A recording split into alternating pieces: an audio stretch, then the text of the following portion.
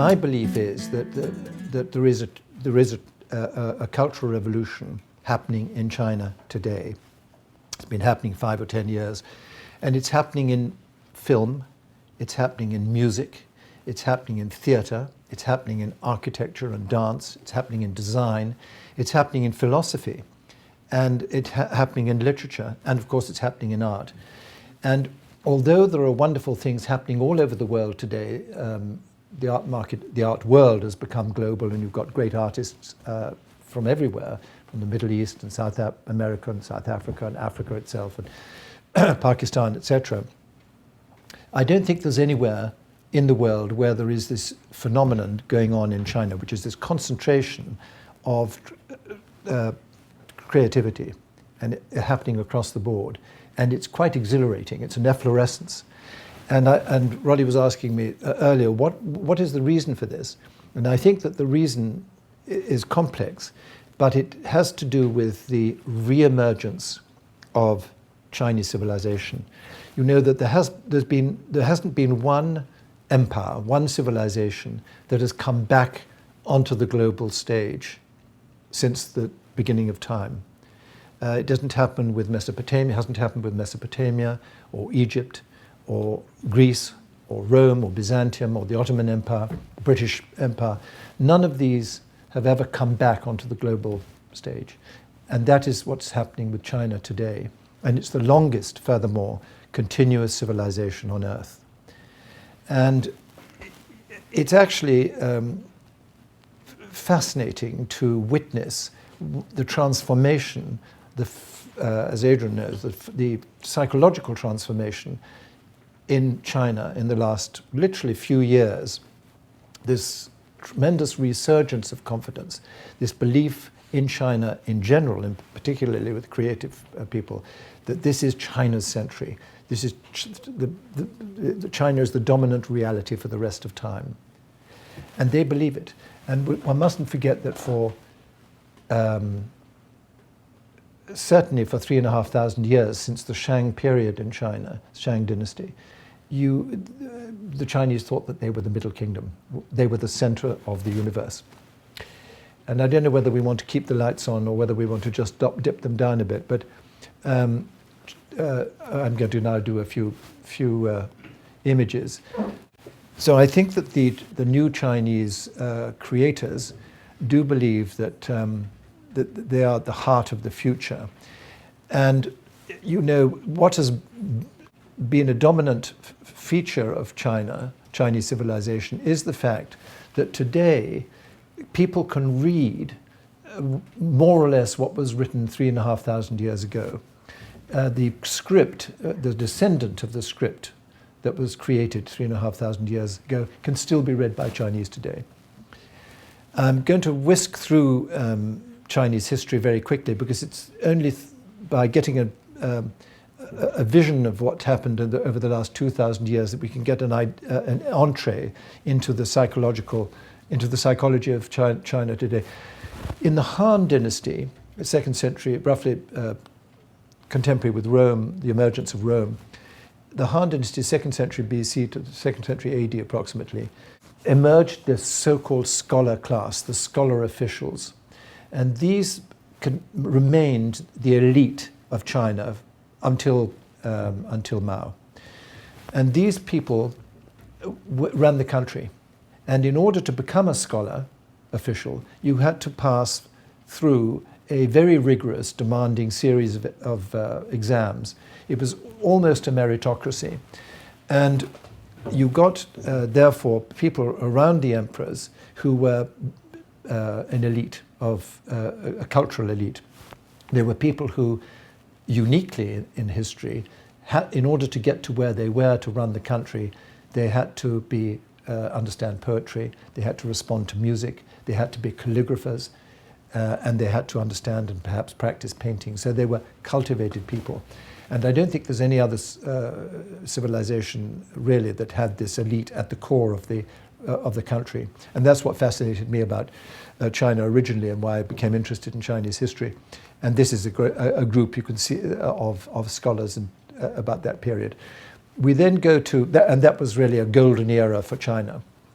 a few hundred years later, you get the Tang dynasty, which becomes much more cosmopolitan. There's much more trade. This is a foreigner coming in his camel on the silk routes. And Chang'an, the capital of China at that time, was the most populous city in the world. Chinese population was probably about 70 million to 100 million people at that time. The Song dynasty was for the Chinese, for many of the Chinese, the pinnacle of Chinese culture. It was also a time when the Chinese started to use gunpowder, which they invented. They also began to use paper banknotes in this period. And for many people, the Chinese porcelain production of the Song period is the most sophisticated in Chinese history. And this is a painting of China at that time, and not that you can see it very clearly. The Ming dynasty was considered to be the most stable era, one of the eras of greatest social stability of any civilization. And it was also the time when there was a considerable amount of interflow of trade between Middle East and Europe. And many of the collections in Europe of Chinese porcelain and so forth were formed at this period. And then you get the Qing dynasty, and during the Qing dynasty, from the 18th century onwards really, there has been a decline. And but until the 1820s or so, at the time of the Industrial Revolution, China was had, as it says here, a greater share of world GDP than any Western society in the 18 of the last 20 centuries, far richer than any other country in the world. And this is sometimes forgotten. A French economist in the 18th century, in 1760 or something, said that no one can deny that this state is the most beautiful in the world and the most flourishing kingdom known. The Chinese empire is equal to what all Europe would be if the latter were united under a single sovereign. I mean, it's interesting here, you see this beautiful architecture. And in fact, now there is no architecture left in China, virtually nothing. It's hardly a 17th century building in China. And one of the reasons is, of course, that there's been a huge amount of destruction during the Cultural Revolution. There's been a wholesale destruction of cities in the last few years as the government has built new housing and destroyed the old historic buildings. And so there's virtually nothing left. But another reason is that unlike in Europe, many of the buildings were built in perishable materials, so much of it was in wood, and just through natural erosion doesn't exist anymore. Which also means that for today's generation, it's very difficult to have a connection with Chinese civilization of the past. We are able to go to Roman ruins and Roman buildings and Gothic buildings and Romanesque buildings and so forth, and great palaces built in the 16th, 17th century in Europe. That is not a luxury that the Chinese have. So buildings like this, for example, don't exist anymore. Palaces like this. So the 19th century is really a gradual decline, and then of course it becomes even more intense when the British and the French and other colonial powers start trading with China and selling opium, etc. And you have the old summer palace, which was this beautiful palace built just outside Beijing, was destroyed by the English and the French. And they stole many of the cultural artifacts, heritage of China, from the Palace Museum. And they spent 3 days burning it down. And that unhealed historical wound is something that I believe is very much a factor in Chinese psychology today. And in fact, Roddy Gao was at a dinner that we gave some years ago for Philippine de Rothschild, who owned, she's now just died, but who owned Mouton Rothschild. And I'd introduced her to an artist that we represent who designed one of the Mouton Rothschild wine labels. And she came over for this dinner that we gave at Asia Society when Roddy was director there.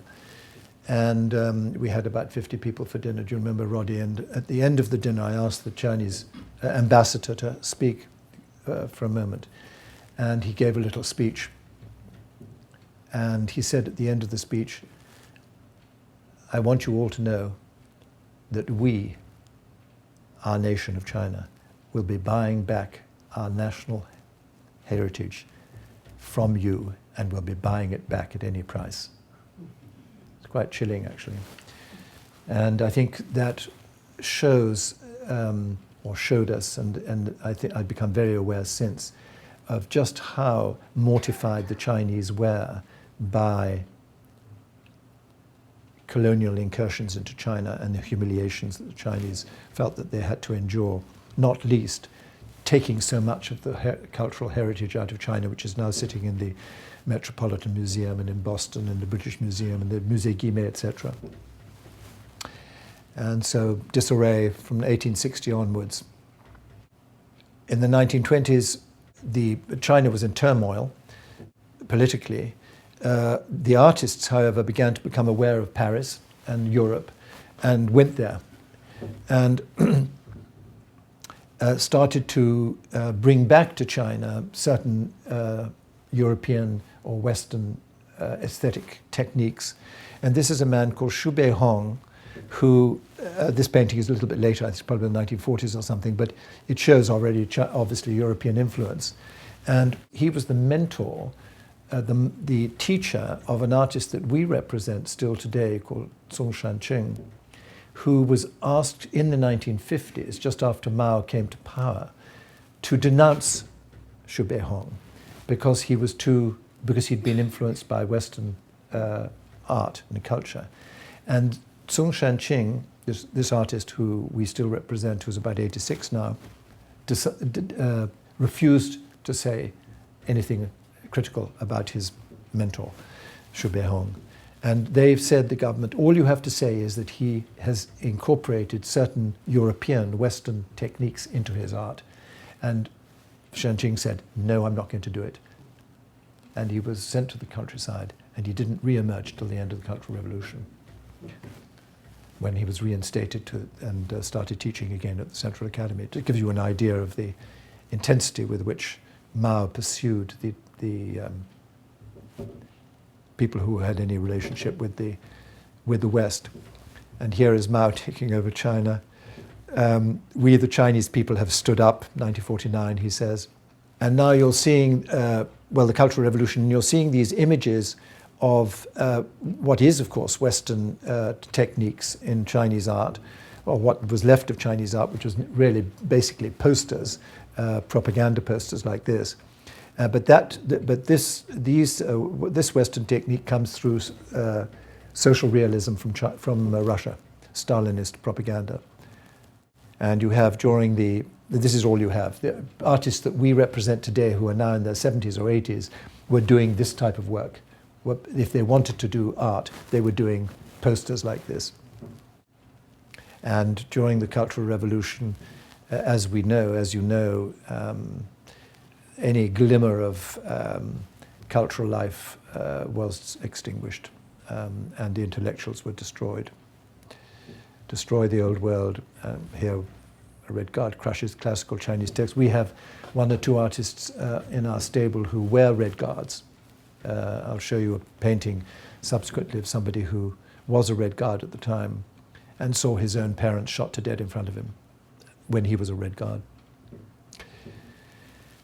And then, first steps in the real Cultural Revolution. I call it a Cultural Revolution because it has been a Cultural Revolution. And this was just after the end of the political Cultural Revolution. Mao died, and you've got this group of artists, some of whom are now very well known, who started to feel free enough to experiment in art. It's called the STARS group, the first avant-garde group. This was where Ong Kei-ping, who's somebody we represent today, who, this is an image of Mao with a hint of satire. So this would never have been allowed, of course, before. And this has become a sort of iconic piece of very early, this was done in 1978, very early irreverence. This is an artist called Goedhuis, who, and here you begin to see in 1986 artists who are looking back at Chinese history, managing to grope their way back to Chinese art history and feel that they want to connect with it again in order to push forward, to be able to make a new language. And Goedhuis is a very good example of this. And here you see he's using ink on Chinese paper, Xuan paper, and he's using calligraphy, going back to calligraphy, but calligraphy which is no longer containing a political content. It's calligraphy which is now poetry, Tang poetry, or in his case, it has no meaning. And he and others began to make beautiful calligraphy using beautiful abstract brushstrokes, which looks like real words, but they are no words. They don't have any content. And the idea behind that was that calligraphy, words, during the Cultural Revolution, during Mao's time, were debased, meant nothing. But it's very beautiful at the same time. Tiananmen Square was a big deal. You know, I had dinner with Yung Chang, who wrote Wild Swans, with a famous Chinese film director a few years ago. And he told us at that dinner that Tiananmen Square, the 3,000 people who died there, was just a blip. For the Chinese, it meant nothing. You in the West are making such a song and dance about this, but for the Chinese, 3,000 people is nothing. Not, however, a view shared by many Chinese. And it's left a big imprint on Chinese cultural sensibility. And after that, in the 90s, you got a whole new world of Chinese artists who began to incorporate much more freely Western subject matter, but they incorporated it in a way to be, they appealed to a Western audience. They felt that the West expected them to be irreverent about the Maoist years and the communism. And so they sort of tried to be satirical and create these paintings, for example, of people during the Cultural Revolution who are now doing Walt Disney and Campbell's Soup and all of this. And it's all really, I think, to titillate a Western palate. And I'm not sure how deeply felt all this was. Nevertheless, that's what they were doing. I call it a gullible Western audience. But they were doing it, and they were risking, to some extent, a censure from the Chinese government, although, in fact, there is no censorship as such, no formal censorship in China. And so here we are, contemporary Chinese in the new millennium. And now you have people who, like Fan Lujun and Yu Minjun, who are really where the satire becomes much more marked. And for example, here you see people who are smiling, or are they smiles or are they grimaces at the new China, at the rewards of the new China, the materialism, the brute greed of contemporary China on the one hand, and its emulation of materialism in the West on the other. And Zhang Jiagang, who's very famous, perhaps one of the most expensive artists in China now, who is interested in connecting with the Cultural Revolution period and the past behind the Cultural Revolution, and connecting contemporary life with Chinese history. And you see these so-called bloodlines, these little red lines, which are connecting through blood, through the Chinese genetics, the contemporary world with the ancient world, and which is in a way a statement, is a big deal for the Chinese, where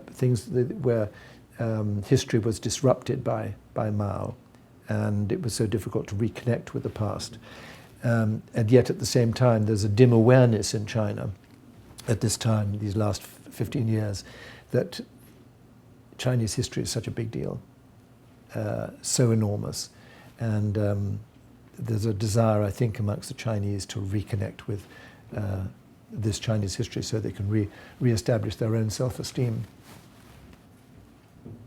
Now you get Saguo Chong, for example, who is working with fireworks, and you get a lot of performance art. The Chinese have become fully fledged contemporary artists and doing all sorts of very dramatic things, connecting with sort of global cultural issues, not just Chinese.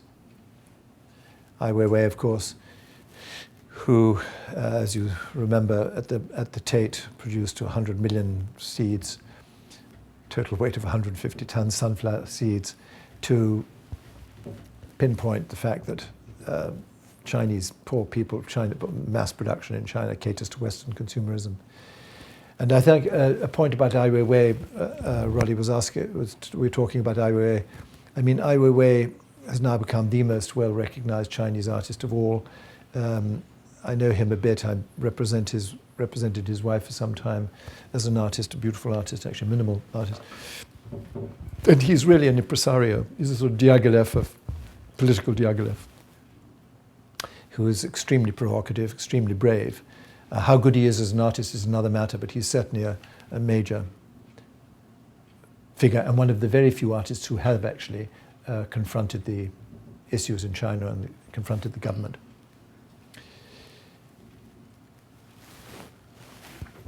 Well, Chinese contemporary art has been aligned with Chinese economic growth. First museum in Nantong was that beautiful little building there, and now there are 4,000 museums in China, and a new museum is opening every 3 days in China today. It gives you an idea of the magnitude of what is going on in China today. It is quite phenomenal. And if young people, the people that Roddy was talking about before, who were trying to encourage to look at China, look at Asia, unless they go to China, unless we go to China, it's very difficult to get an idea of the magnitude of what's going on in this incredible country. Every 3 days there's a new museum opening in China, either sponsored by the government or private or a mixture of both. I mean, to take one example, the Poly auction house, it's a $40 billion enterprise, $40 billion.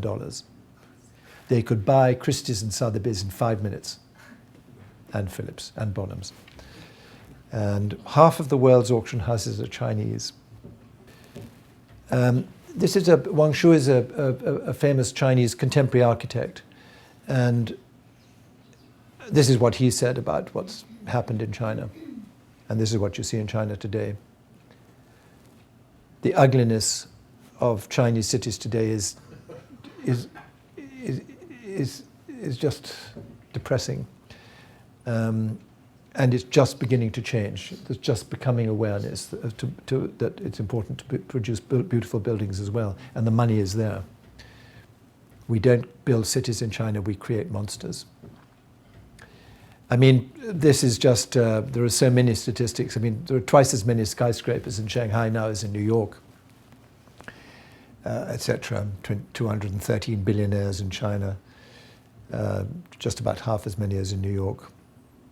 Many cities in China have a population of around 20 million. 6 cities have a population of more than 20 million people. Again, it's the magnitude of $130 billion put in affordable housing in the first 8 months of this year. It doesn't happen in Scotland. I mean, this is part and parcel of the psychology in contemporary China today is this sort of alienation, this feeling of things have happened so fast in the last 30 years. And this is rather a poignant photograph of a young girl looking at what's going on. Well, the collections, the people have been collecting art in China since history began. And in the Song period and the Ming period, there are long treatises of how to collect and art collections. There were galleries in China in the in the 11th, 12th century. But in the last 20 years or so, there have been relatively few collections of Chinese art in China, of Chinese contemporary art. Uli Sieg was the Swiss ambassador in China in the early 80s, and he created the biggest collection of Chinese contemporary art so far. He sold recently a little bit of it for $25 million to the new museum in Hong Kong, which is going to open in 2 or 3 years' time.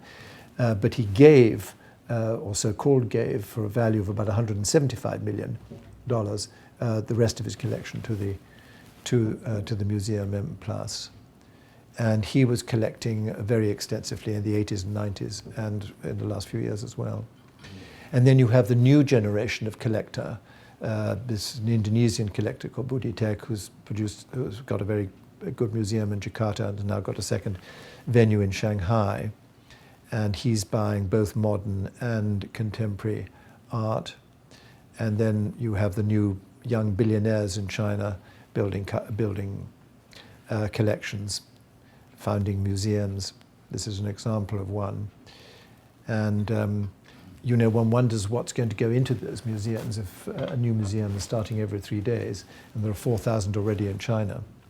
The art market, which is really what I've come here to talk about a bit, because it's the only thing really I know about.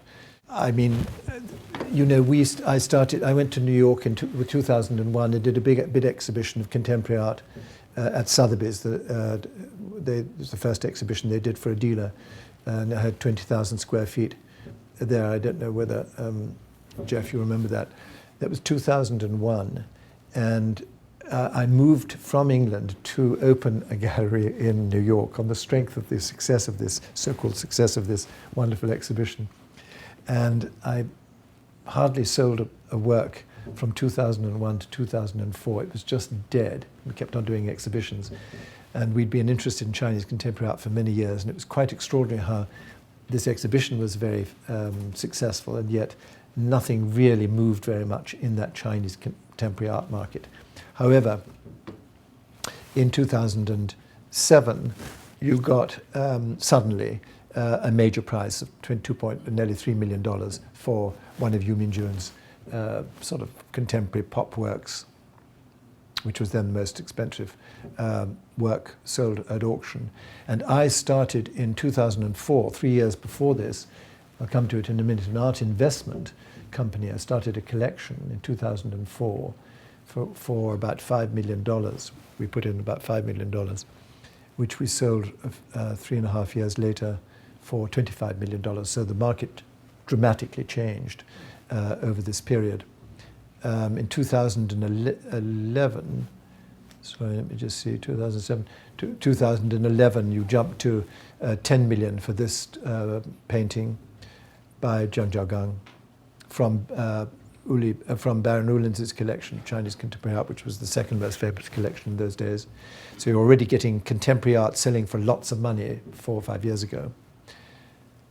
And then more recently, Zhong Fanzhou, The Last Supper, for $23 million. So you're already getting huge prices for contemporary living artists in China, which gives you and you know, it's interesting that in the West, 50% of what is sold at auction is contemporary art, 50% in terms of volume, dollar volume. In China, it's 4%. So it gives you some idea of the potential in China for contemporary art. And this is the last one sold just this year for $30 million. This is an ink painting. It interested me because I believe that ink painting is very much a very interesting area. But it's already $30 million. And then, you know, the new cultural revolution, well, I think there's so much happening across the board. And we've only spoken about painting and the art side rather than the music and the theatre and philosophy. But I think that what is fascinating that is happening in China at the moment is an attempt by the most avant-garde artists to look back at Chinese history and to study the old masters in China. And just as Picasso and Kandinsky and Matisse and Cézanne were looking back at the old masters like Poussin and Raphael and Velázquez at the beginning of the last century in order to absorb the past, in order to create a new pictorial language for the present. That's what's happening in China today. And the most interesting artists are, I believe, dealing with ink. China, in addition to gunpowder and printing and tea and silk and the mechanical clock, China also invented paper. And ink on paper is the quintessential, and calligraphy is the quintessential foundation stone of Chinese culture. And ink art is, I think, the quintessential art form of Chinese civilization. And what the artists dealing with ink today are doing is trying to create the contemporary version of it. And this is modernist calligraphy. This goes back to calligraphy. This is actually an artist who has unleashed calligraphy, unleashed the line of calligraphy, and no longer is bound by the format, the classical canon of calligraphy, which is very formal, and is just unleashing line, rather like it is influenced actually by Western artists, as you see, and has produced something completely abstract. Xu Ping, who's very famous, one of the most famous Chinese artists today, is again interested in language, in the debasement of language during the Cultural Revolution, in calligraphy and the revival of calligraphy and what it means for the Chinese. And these are works that he has been doing now for about 15 years, which a Chinese, when he approaches a work like this, a calligraphy like this, thinks, oh my God, that's Chinese, how lovely. And he walks towards it and tries to read it. And he can't, because it's not Chinese. As this lady shakes her head, you can't read it. And the English person comes to it and says, oh, I can't possibly read that, that's Chinese. But in fact, if you look at it, it's all in English. These are English words. And this, you can, it, the, etc. And you can spend time deciphering. It's the more intelligent of you, and the greater. And it's so important for Xu Ping, who's one of the most thoughtful of artists, who's now actually is the director of the Central Academy in China, the main art school in China, for which there are 15,000 applications for 1,000 places every year. 15,000 applications for 1,000 places. This is Liu Kusong. I just showed this actually. I wanted to show another image. Liu Kusong is a Taiwanese artist who's now in his mid-80s, who actually was probably the precursor of all of them. He comes from Taiwan, but he was already doing abstract expressionism coming out of calligraphy in the 1960s. So he was a very early, but then he became interested in the moon landing and so forth, and did these pictorial realism, which is really less of the point. Here's an example of a artist that we represent, Chun Feng, who is, what a beautiful image. This is a beautiful abstract painting, but coming out of calligraphy. Just the joy of abstraction coming out of brushwork. And the same here with Wang Dongling, who is a famous calligrapher, classical calligrapher in China, who became more interested in trying to create a calligraphy which was modern and relevant to today's world. This is actually an artist that very sweetly, somebody reminded me this afternoon. This is Yao Chicheng, who is from Taiwan, and going back to the classical tradition of landscape tradition in China, which emerged during the 11th, 12th century, the Song period, the greatest collection of which is now in Taiwan, in Taipei, in the National Museum. And he had an epiphany by coming to Scotland. He came from Taiwan to Scotland, and his whole aesthetic changed by the beauty of the Scottish landscape. And which is interesting because actually Taiwan is very beautiful itself. The mountainous landscape is very beautiful itself, but he became, and here he is sort of doing something very contemporary in terms of his chromatic, his color range, and he works with an architect's pen rather than with brush, but it works on paper, and here he is and then he introduces these little elements of contemporary life. But again, it's connecting contemporary imagery with the classical tradition. He's trying to find a way to make contemporary art relevant, but not turning his back on Chinese history. And this is Goedhuis. This was the man who actually was a Red Guard and had his own parents gunned down in front of him. And he was meant to agree to it because they were intellectuals. And he actually stammered in a very pronounced way from that time onwards. And when I met him in 1988, just before Tiananmen Square, he could hardly speak. But he had started in 1980, I think it was, an avant-garde group called the Grass, which was rather like the Stars avant-garde group, trying to really create a new pictorial language, which meant something to today. And in this painting, he is, again, obviously reviving the tradition of Chinese art history, but it's fascinating to me. I don't know whether you can see very clearly, but he has in all his paintings things called fissures. They're sort of cracks. And when he makes his paintings, it's collage. He tears the paper and then reapplies it to the canvas or the board behind. And if you look carefully, there are these fissures. And these fissures, for him, symbolize the fissures not only in his own life, the terrible cracks in his own terrible life of being a Red Guard, of seeing his parents killed in front of him and so forth, and him participating in all of that, but the fissures in human nature itself, that we're all so imperfect, we're all so cracked.